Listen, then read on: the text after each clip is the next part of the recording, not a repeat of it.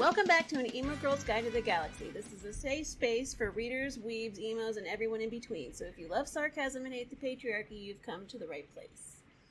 Hey everyone, it's Devin. Today we have a very special episode happening. We are interviewing Lana Pecherczyk. She is the author of Fae Guardians, and she also wrote the Deadly Seven series.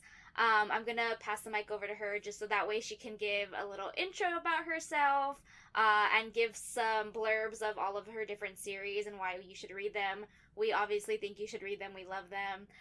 We also have guest host Elise here. She's also Word Wander on social. She actually introduced me to all of these books, so I invited her because I feel like none of this would have been possible if it wasn't for her, so she's here as well. But Lana, I will pass the mic over to you so you can intro yourself and give us some info. Also, I hope I'm saying your last name right. I know that you always make a joke about it in your books of like how it's hard to pronounce, but I hope I'm doing it justice, and if not, please correct us. You said it perfectly, so well done. Yay. I'm so used to it. Like you said, I grew up with that name, and it looks terrible when you read it, but when you say it, it sounds quite simple, just without the silent C. I don't know why there's a C in there, but yeah, you said it perfectly. Thank you.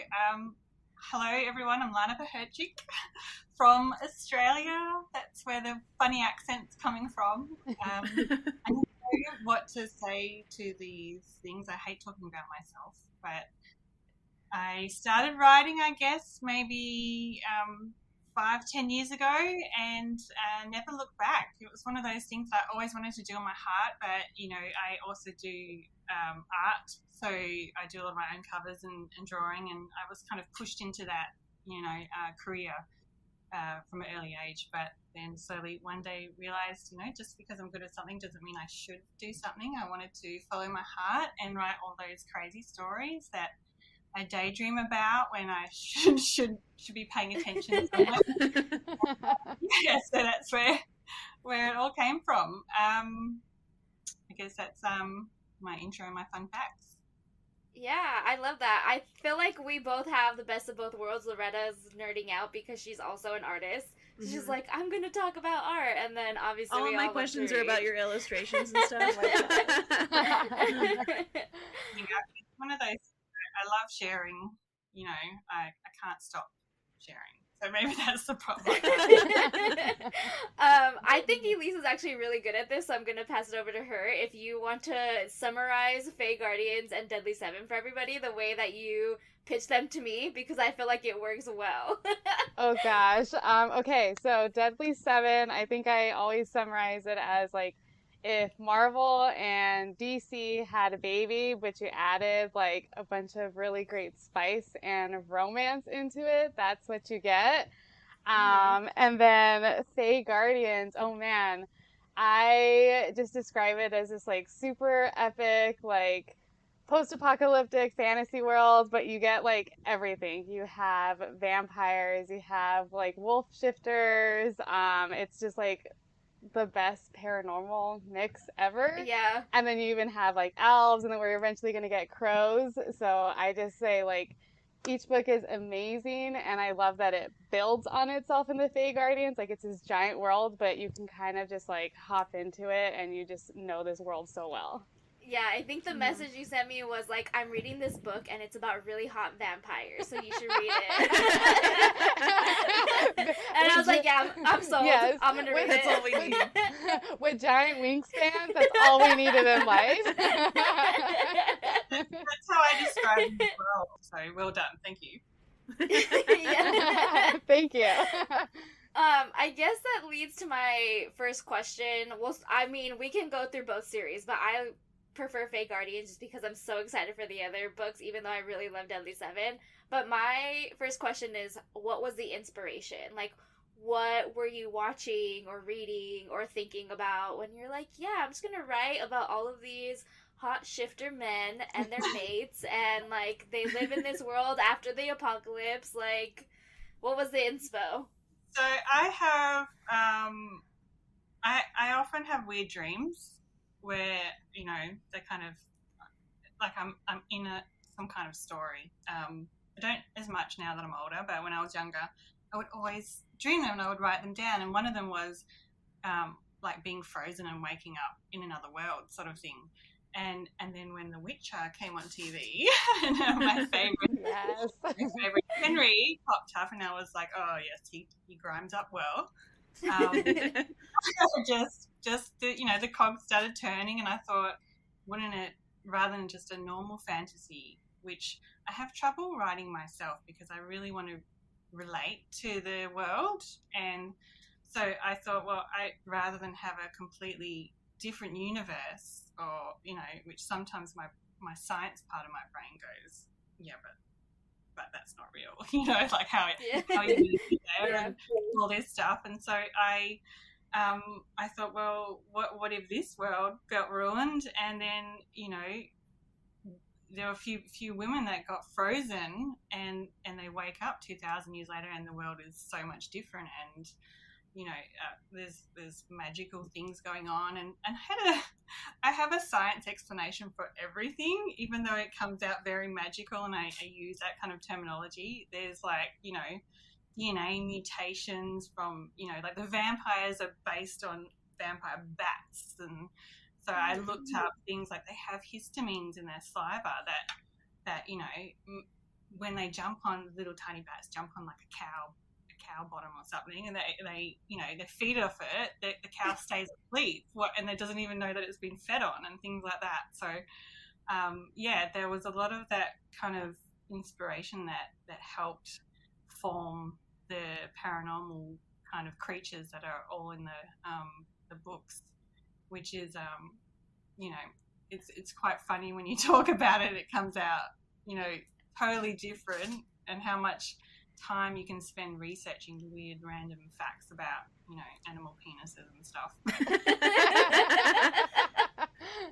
It didn't quite bring all of it into their characters, even though it would have been fun. But it was definitely a combination. Most of my stories are a combination of inspiration from different areas that I kind of blend together based on what I think would be a readable story.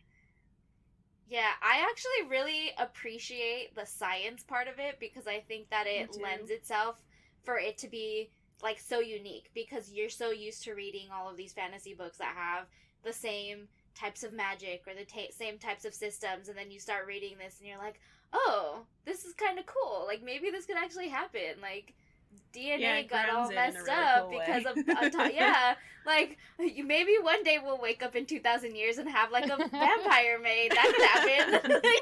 You see in the news there was some kind of 46,000-year-old worm that came out of the permafrost, and they revived it, and I was like, it can happen.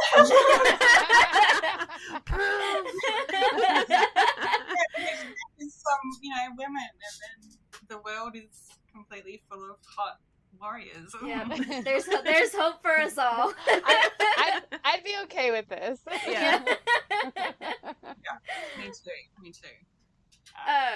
Someone else had the question. I don't know if I wrote this. Maybe it was you, Elise, but we were wondering about the process. So obviously you touched on it a little bit, but how do you keep your complex worlds like so succinct and like in line with everything that happens? Do you have like a process for planning the storylines? Okay, then you can add to it. Like, do you have the ending before and then you write everything up to that ending? Is it kind of just like a mishmash of like you start with some ideas and then work them in?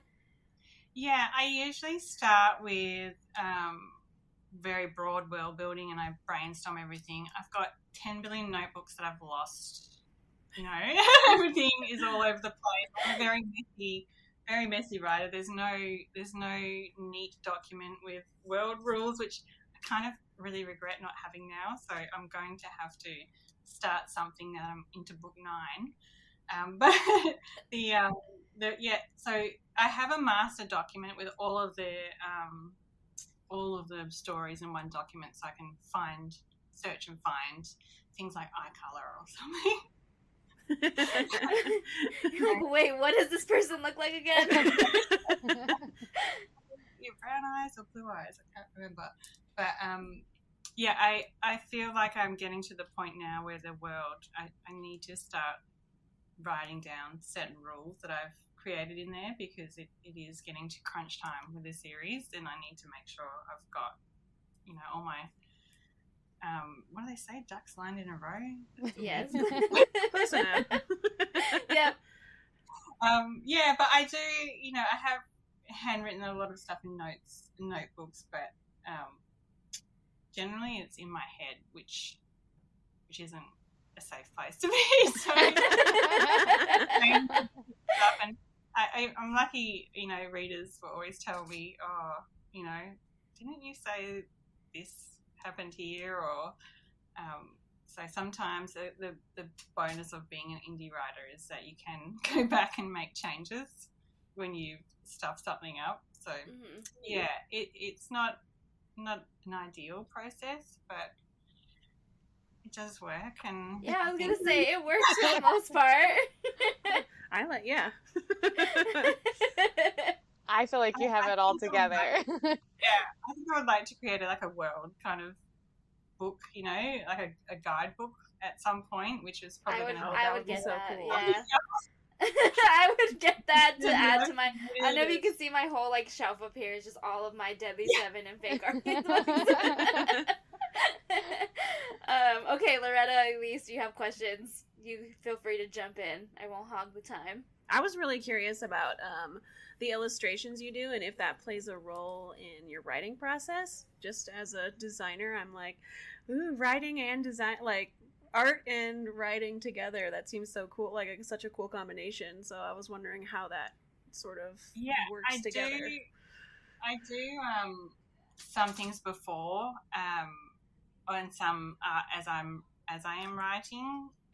Like the map was integral to the story. I had to have a map. I had to know where I was, and it's like when I go to a new city, I need to feel grounded in where I am in relation to somewhere else. So it's a weird kind of a habit of mine. So a lot of it I do at the end, because I just don't have time, and it's like a fun kind of wind down for me. But a lot of it happens, it all depends on time. As you know, the writing part is the most important. For sure, you got to get that done first. But then again, sometimes if my brain's fried. Like I went to the London Rare signing recently, and I just couldn't.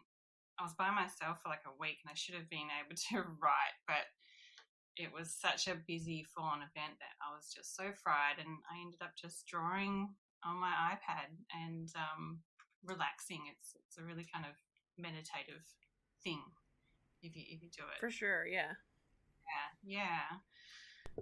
So I guess the bonus is that I can put down exactly how I see the characters, but I know a lot of people like to see them a certain way as well. So I'm always happy to see, when readers share their version of characters and whatever online. It's really one of those things that's so personal to everyone as well. So yeah, even though I put them in there, I say to everyone, that's my version of him. It doesn't have to be your version of these characters. You do you.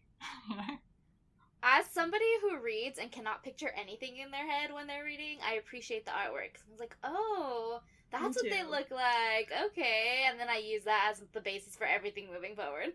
Yeah. Oh, that's awesome. One thing I really hated growing up was I used to read a lot of fantasy, and when the pictures don't have the character, or it was misrepresented on the cover. Yes. The blonde hair instead of brown. Like, no. Yeah. That's not even right. Sometimes you describe the character once in a book, and you can't describe them too much because it could, be annoying. But I always have the page and go back and read there. What did it look like again? And so it was definitely handy to have a picture somewhere. Gets it out of my head. Yeah. Alrighty, Elise. Your turn. You have a question. I don't want to put you on the spot, so if you don't, No, go for you're it. fine. I'll steal one of the questions. Yeah. Because I want to know who is your favorite Fae Guardian, because I need to know. Yeah. It's like, you know, that every time I get these questions, it's like asking, pick your favorite child. But I always say, you know, the current book is the new favorite every time I'm writing them. But of course, Cloud is. Yes. He's always. Yeah. It's so loud and noisy from the start that, you know, demanding and wants to tell his story without telling his story, because how dare anyone tell his story. But he's always been, I guess it's less favourite and more like vivid, and how well these characters come through and tell me who they are and what they want without me having to force it out of them.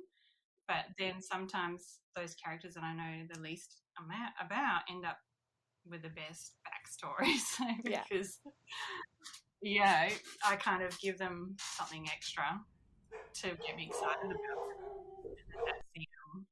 That's what ends up making them like Aaron. I don't even know how to say his name. Like, quiet kind of, you know, elf, and he ended up being so much fun to write that I feel like he was a new favorite of mine. Yeah. See, I really like Ash and River. I was talking to Loretta about this earlier. Even though they're so, like, you don't get a lot of them, or you haven't yet, but just the little snippets that you do get of them, like, oh, they're, like, sassy, but also kind of cute and funny. Like, I want more of that. Yeah. In the Patreon group that I have, I've been doing a short story of them all in their youth. And it's really kind of helping me, you know, flesh out their characters a bit more, and I'm having so much fun. And yeah, River's definitely very naughty. We're also, to know, fun fact, I think we're all part of the Patreon group, right? Oh, like, yes. we're all members, so this is shout out for everybody to join Lana's Patreon, because you get naughty pictures and It's naughty so good, stories. The best. Every time I see that email, I'm like, hold Yeah. up, she posted something. Yep. I love Patreon because as somebody, you know, that is so visual, I do all this stuff in the background, and it feels sometimes like you're doing all that art and you're doing all this stuff for nothing, but you know how much it helps create the worlds and makes them stronger and bigger and everything, and you know, it's good to share that with everyone rather than having, you know, this is the last, you know, final product. I've just got to remember to do it more as I go, which sometimes you can kind of hyper focus on something and forget until a week later you walk out of this cloud of, you know, I don't know where I've been for the last week, but Yeah. came out of me. But yeah, I love the Patreon because I feel like, you know, it's obviously months or like a year between each book, but I feel like I never truly get out of the world. So I feel like I can just jump right in compared to like other authors, so that you're like, oh, it's been a year since the last book. Let me refresh myself. Yeah. But Where were we again? Yeah. I'm the same way. I always tell people I love reading tons of books in the same universe. Like, just give me every single mate story, and then their kids, and then like their like all the spin-offs. Like, I just want everything in the world. So I'm here for all of the extra content.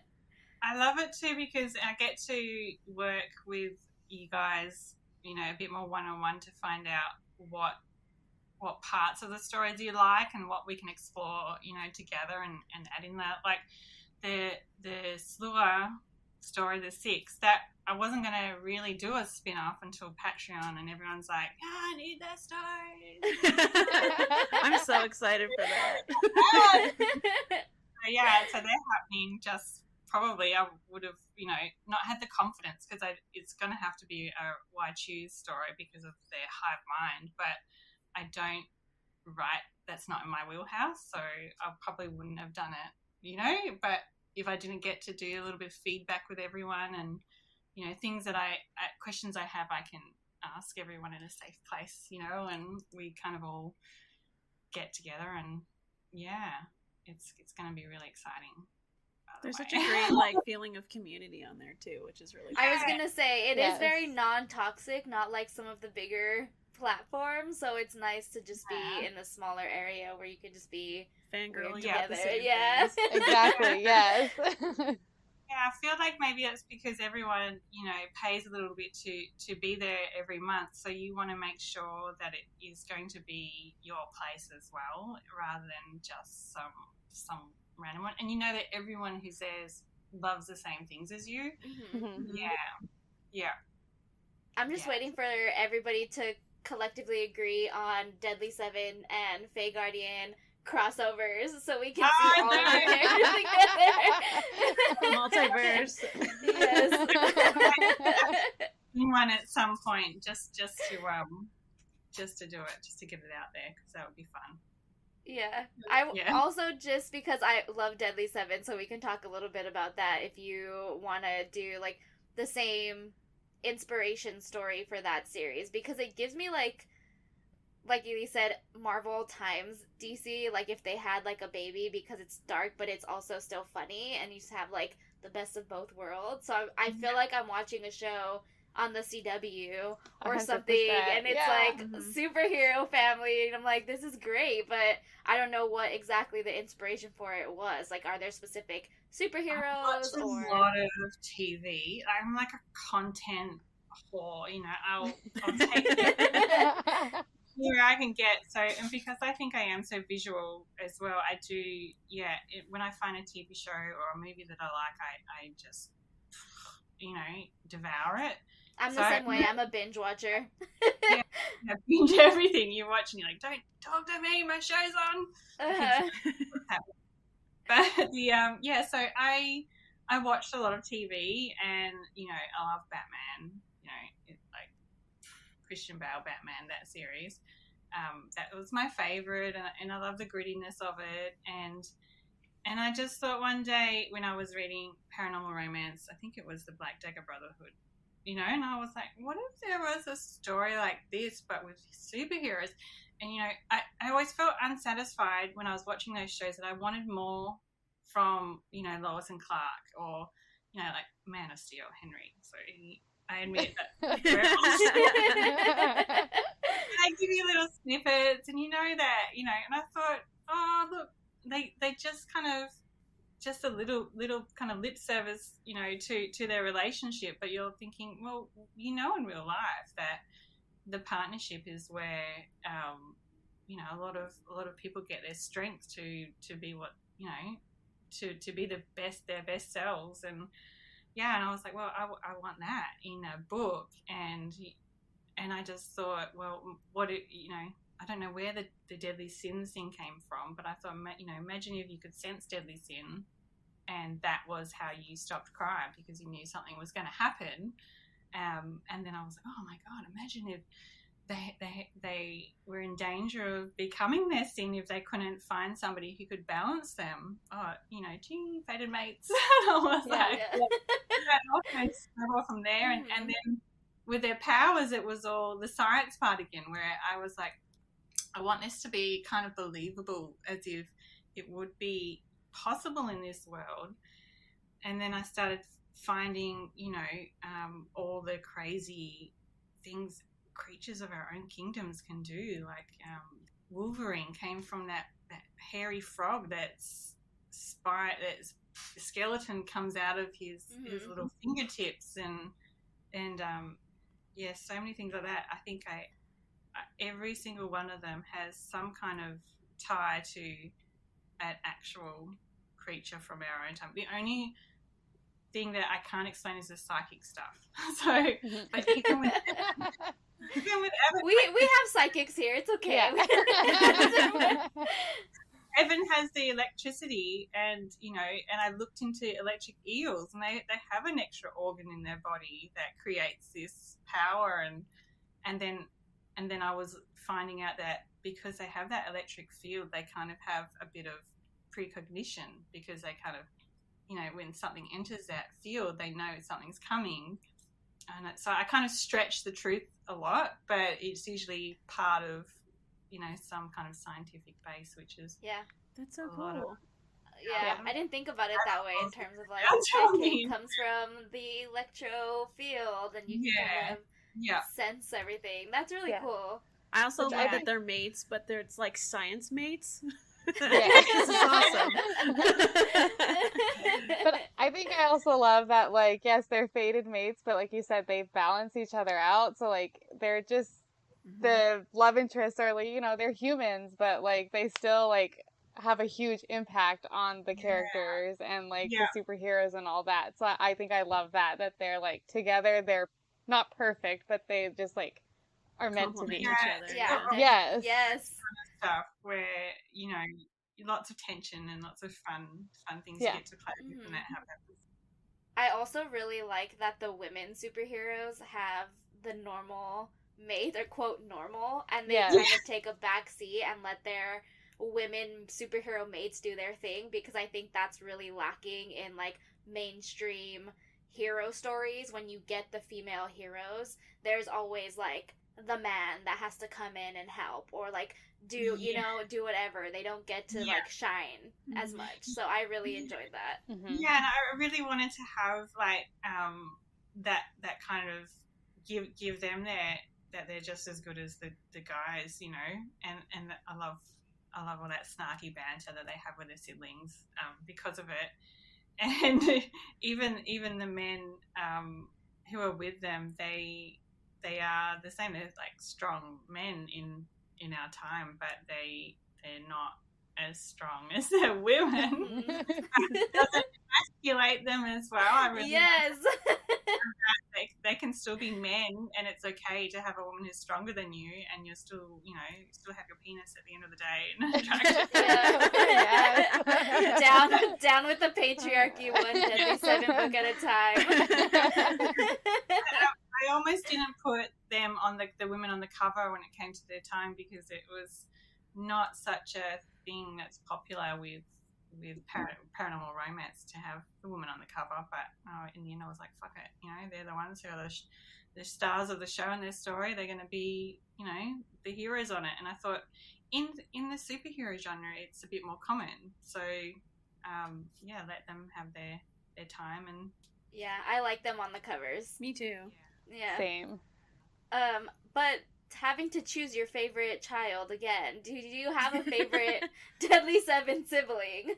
Yeah, I always change. Liza, I have to say, was always she was who I wanted to be, I guess, you know. She was just confident, she says what she wants, she doesn't give a shit, and she'll just walk into any room and just know what's happening and not care what anyone thinks about it. But at the same time, she's still caring, she's still feminine, she's still all these other things that you know, but every character is a piece of myself, you know, like Sloane and her binge gaming or just sitting on her own, wanting to do I was gonna say Sloane is my favorite character. Like, I relate to this. Like, of course she would meet somebody online. Like, yes. Yeah. Every single character, you know, you can pull something out of yourself that I guess that's why they're relatable as well, because you know you have to put part of yourself in there and kind of grow it, you know, rather than make up something completely that you've got no idea how to write. But yeah. And then also, just something that we haven't talked about yet is that you have a spin-off series from the Deadly 7 called the Sinner Sisterhood, and there's 2 books out, and you're writing, I don't know how many more, but there's going to be more. So if we want to talk a little bit about that, because I read the first one, I haven't read the second one yet. I don't know if Loretta and Elise, if you're caught up yet, but I love it. It's like so supernatural vibes for me, but I'm obsessed. So yeah, that one was really, the sinners are the secret assassins that are raised by nuns, and they were built. The organization is, you see a little bit of it in the Deadly 7. They one of them left the sisterhood to raise the Deadly 7 children who were grown in a lab, rather than killing them like she was supposed to. So they because they might destroy the world. That was what they thought. yeah, and that organization always stayed in the back of my head. And when those girls kind of popped in the last two books, I can't remember what the last two books, they just kind of started, demanding that they be, people pay attention to them, and they were sassy and smart and clever and beautiful. They were everything, and still, they were telling all the mansplainers in the world to shut up, and I just thought, I really want more of them, and then their story just started percolating in the background, and I would have started them a lot sooner if it wasn't for the Fae Guardians stealing the show for a while. But, so they ended up being really what's the word? I can't think of it. I'm an author, I can't think of words. That's what happens. Redraft. But yeah, their world and their story is really solid in my head, and there will be 5 books, and they were kind of inspired by the Sailor Moon girls. There's 5 women.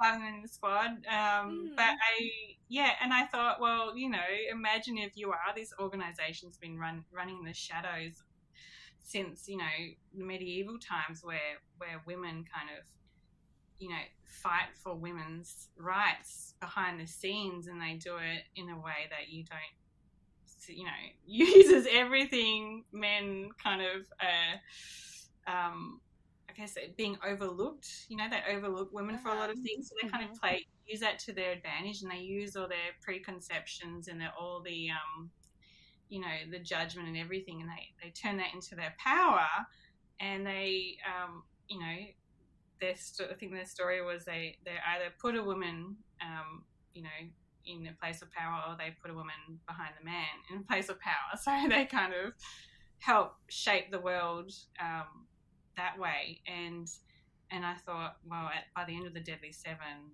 they were just way too out of the shadows, and the Vatican had discovered them, basically. So I was like, well, what if, a bunch of arrogant men who are so used to it, and then, see the way they're doing things, and I thought, yeah, sparks would fly, and it was so much delicious tension that it just kind of created the whole story. And of course, Buffy and Supernatural are the big massive shows that I love. So yeah, there's going to be a lot of that.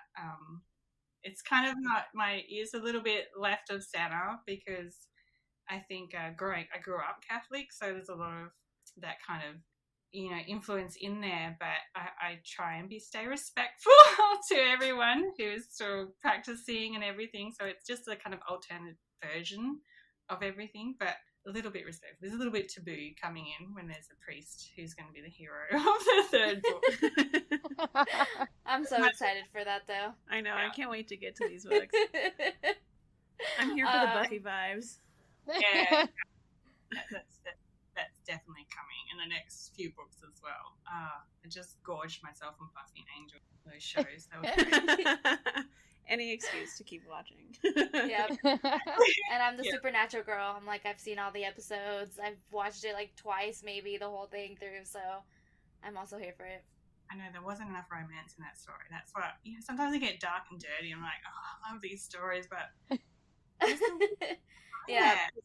Where's the love interest? Vibe of the story, and they would have ruined it if they put romance in it, but that's what we get to do as romance. Yes. Yeah. Okay, I want to know if we can get any teasers or quotes from what's up and coming. If not, that's okay, but I thought I'd ask.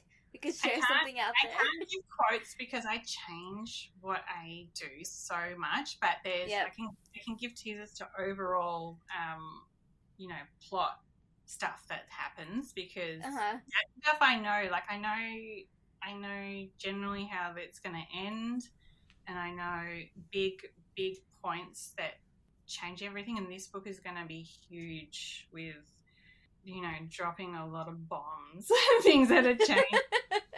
It's probably going to end on a massive cliffhanger, which a lot of Cloud fans will scream at me for, but Oh no. We're not ready. No, I'm like a cliffhanger. out of a new, of his journey. His journey has always been like I knew his story at the very start when I started writing it. As soon as I knew that he had snuck into the human city and didn't come out until he was a year later or something and tortured, and I thought, he's already. Everything just kind of, I knew what was happening with him, and there's a lot of like Leaf's mate is somebody from our time whose twin is somebody very bad in this time. So there's going to be a lot of that coming out and backstory of who everyone is and why they do it, and there's going to be kind of, I don't know how spoilery you want me to get. There's going to be a lot of changes in the power dynamics, I guess, who runs things and what. I'm so excited. Like, yeah. And because I'm also going to be setting up the spin-off in this one, so there's going to be some dramas at the end. The big battle scene is going to be crazy, but I think I can tie it all together. My brain has like so many offshoots of things that happen at once, but so hopefully this story isn't going to be too long. But I'm really enjoying writing it because, having an arrogant asshole to play with. Only the best kind. Those are the best kind. Yeah, exactly. So it's a lot of fun. I think that's all I can give. Okay, we'll stop there. I feel like that's enough for us to go off. Everybody's going to be wanting more. Yeah. That's enough. I'm so excited. And River's book is next. So it'll go from Leaf's book to, I think I'm doing the spin-off after this one, but then you'll go straight into River's book after that. So you'll get his fun times, which is going to be... I'm so excited. It's going to be one of those stories I'm never going to know what's happening because... So we have 4 books left in the Fae Guardians series? Am I counting right? Oh my gosh. Yeah, and then shit's going down. Because it hasn't already, right? Yeah. I tried to write it in trilogies so that you could pick up your trilogy, and if you didn't like one species, you could write another, but as soon as I finished the vampires, I was like, you have to read it in order now because there's so much going on with it.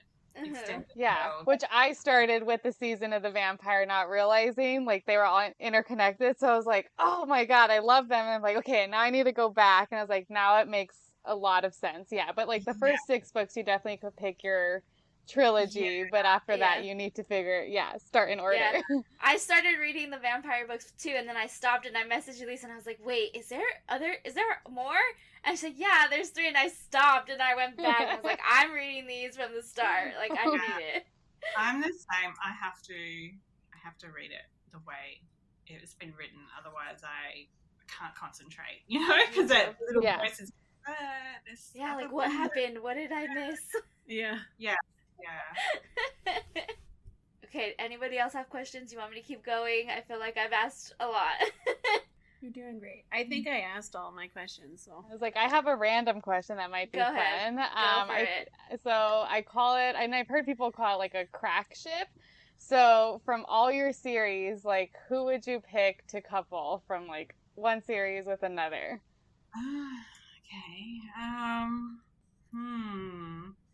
It's hard because they end up with someone so perfect for them anyway. But I think it would be fun to have someone like Liza with one of the real cocky, arrogant people, So whether that is someone, like River or one of the crows. Right? Like, I'm the most beautiful. No, you're not. I'm the most beautiful. I'm stronger than you. Yeah, I would too. Yeah, because conflict resolution is so personal for each couple that, throwing two totally different ones together, you'd be like, well, how would somebody as strong as Liza be, you know? Yeah. I don't know. Do you guys, do you have any random couplings that you would want to see? I don't know. I am always like happily ever after. This is perfect. That's the hardest thing to when we do the Patreon stories and they vote and they're like, oh, I want to see this and that, or the slua, you know, and I'm like, but I know who their mate is, and they know who their mate is, and they don't want to cheat, you know. They can't. How am I going to do this so we can have this kind of story without this? And you know, I don't want to. It's like you feel like you're doing them a disservice almost when you kind of do this stuff. It becomes hard to. I just like the chaos, and I'm like, oh my god, it'd be so fun to have some of these characters together. Throw them in a room together. Yeah. See, and my version of chaos is like, imagine if the Deadly Seven got transported into the future, and they like got stuck in Fae Guardian world, and they're like, all right, I guess we're helping save the world. Yeah. Like, we have powers, you have powers. They're like, all just arguing. Giant crossover event. Yeah, Parker's like, I'm in charge, I'm the leader. Jasper's like, I'm the king, what are you talking about? Oh, that would be fun. I'm so gonna write that. I did have some. No, go ahead. I was going to carry on with the story, and I thought I could be here for all day doing that. Yeah, we're gonna be in the Patreon being like, so. I was gonna say, that's gonna be our next Patreon story. a crossover Christmas event. Yes, voting in the next nomination. You know. Yeah. There's like a rift in the world, and the rift takes them. I have a few more questions for you too. They're more like personal questions of just like getting to know you. But do you like, what are you listening to right now? Are you reading anything? Are you watching anything? Like, what kind of music do you like? So when I write, when I'm in binge writing mode, which I am in now, because I find that if I don't write consecutively, then I forget shit. So I kind of, you know, it's easier for me to binge write, and because the world then occupies so much my brain, I don't read as much, or I'll reread. So I'll go to some favorites like Ilona Andrews. The Hidden Legacy series is one of my favorites. You know, that, or something that I've read like that over, or I read out of genre to read contemporary or hockey romance, which by the way I loved years ago, not now. I'd be like, I read my old favorites from there, and listening to. I listen to a lot of musical score, and so I get. There's no voices in it, otherwise I just start singing along and yeah, like I love Daniel Pemberton, who does the Spider-Man Into the Spider-Verse stuff. He's just great. I love, and he also does, I think, the what's that Arthur one with Charlie Hunnam, the Guy Ritchie. Think of it, the name of it. He does a lot of really cool, different kind of musical score, and the guy that does the Game of Thrones, Ramin Djawadi. I don't know how to say his name probably, but he does some amazing stuff too. So I do a lot of that, and yeah. What else have we got? What else did you ask? I don't know, I just threw a bunch of stuff out there at once. I think that covered like the span of it, like what you listen to and what you read. I also had in here. Go ahead. Yeah, I was going to say my reading when I'm not writing, I do look for new stuff all the time. So that's when I kind of binge read a whole bunch of stuff in one hit, and and I did love Fourth Wing, by the way. I did binge that. I don't know if you've read that. Yes. How to Train Your Dragon. Oh my god. It was awesome. So I enjoyed that as well. And I do read for pleasure, paranormal and fantasy romance. So, and it has to be spicy, and if it doesn't have spice, I get very, very cranky. Yes. Where's the kissing? Yeah. So that's definitely what I always want to know. You know, if you read my stuff and you love my stuff, and you've got any favorite books, please let me know so that I can jump on the train. You know, next time I'm ready to open my Kindle. I've got like 5. Elise, I can see you looking at all your books. I'm like, I always recommend Carissa Broadbent, her Crowns of, I'm probably gonna butcher the Nyaxia series. Yes. Like that one is really good. Oh, I have that I have that on this shelf too. Yeah, and then she's got that Shared World or something. That's on my Kindle too. I haven't gotten to that yet. She has the War of Lost Hearts series as well. So that one was her first series, and that one reminds me a lot more of like Throne of Glass type. And then for sure the other series is Hot Vampires. So it's great. Yes. Very Underworld vibes, actually. Was it? And you know, the one with you know, the death dealers and you know the lichens. Is it Underworld? That's Oh the yeah, one. the Yes. Underworld. Yeah, that vibe. You know, when the dad who pulled her in and 100%. And then it feels like, but like throw Hunger Games in there, and you're like, it's great. And of course, we have spice. Need to read book 2. That's definitely on my to do. I've got so many.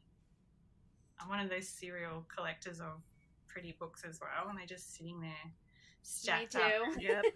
Yep. I was moving past it because I watched it, but the slew of spin-off is going to be through some of vibes from that. So I wanted to read the book, and that's a lot of fun. I got a really cute, really special edition version of that, which I adore. Illustrated and really cute, whimsical stuff. But there's no price. So I'm like, you know, and then I'm a little bit. It's like, I need in that, but yeah. Okay, I think Loretta, we can go into our game now. I'll let you talk through it, and then we can all pick one person and throw it out. Yeah, we just like to go through like some of our favorite characters and imagine what they would be like in our time and like what they would be reading or listening to or doing. So we thought we would each pick a character, and mine is Cloud because he's so sassy and grouchy all the time. I want to know what he's doing to, like, in real life. Yeah, like who would his He'll favorite? just destroy things. He's just vandalizing everything. What is this phone? It was just, I can just already see him just throwing it. We should be talking. He's just running around yelling at people. Yeah. So Cloud would hate all music and destroy everything. That's what we're saying. Yeah, and then he somehow makes you feel guilty for liking it in the first place. Because You feel dumb for listening to music. Sorry. We won't listen to music anymore. That's actually really funny. I think I could see that happening. Yeah, me too. That fits. That checks out. Yeah, you sit around and watch a screen all day. I'm gonna go run 3 miles.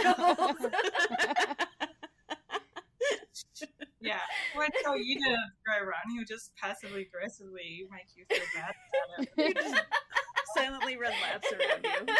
This is what he does. He takes over. We said we're not going to talk about it, and he says.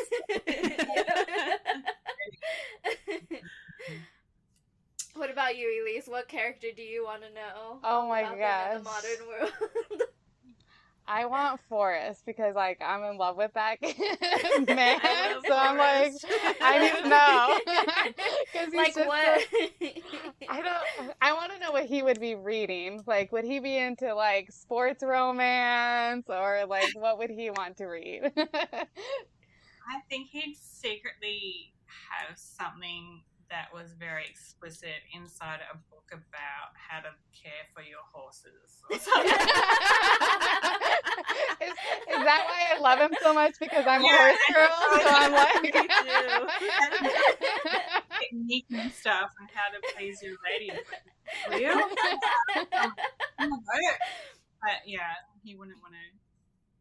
Yeah. He found all the erotica in the library and then hid it in the horse books. Yeah. Yes, Yeah, I can see him accidentally finding something and then being like, wait. Let me read some more. Yeah. He like switches the covers and you're like, oh, you're reading about horses. Then you open up, it's like a drawing of a lady. Yeah. And he's drawn all over it too with like his notes. So this is Yes.